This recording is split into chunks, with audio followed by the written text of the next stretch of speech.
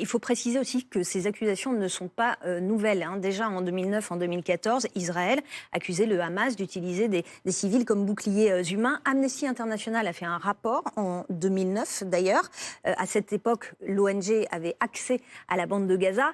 Fanny Wegscheider, avec vous, on va voir ce qu'il y a dans ce rapport. Il dit quoi ? Alors, ce rapport qui date d'il y a 14 ans, donc, a fait plusieurs observations. Tout d'abord, il affirme que le Hamas avait à l'époque bel et bien tiré des roquettes et installé du matériel militaire et des postes de tir juste à côté d'habitations, ce qui aurait donc exposé les habitants de ces zones à la possibilité d'attaque d'Israël. Autre affirmation dans cette enquête d'Amnesty International en 2009, eh bien, il affirme également que le Hamas a utilisé des maisons vides ou encore des biens vides utilisés comme postes de combat. Et là, à ce moment-là, que ça pouvait également exposer les habitants des maisons voisines, elles aussi, à la possibilité de tir ou encore d'attaque sur leur domicile. Mais en revanche, Amnesty International a également affirmé qu'elle n'avait pas trouvé la preuve comme quoi le Hamas aurait utilisé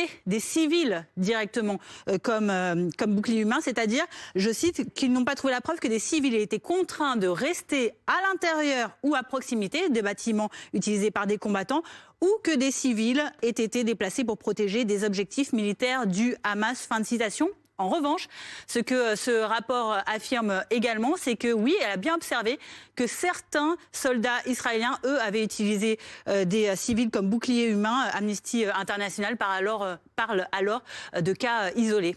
Merci beaucoup, merci Fanny Wegscheider. Matt, je vous ai vu suivre avec beaucoup d'attention ce que nous disait Fanny. Un commentaire peut-être ? Une nouvelle fois, je trouve ce que ça démontre, c'est l'importance des enquêtes. C'est l'importance de prendre le temps d'analyser les faits à la lumière de tous les éléments de preuve qui pourraient être récoltés et non pas de se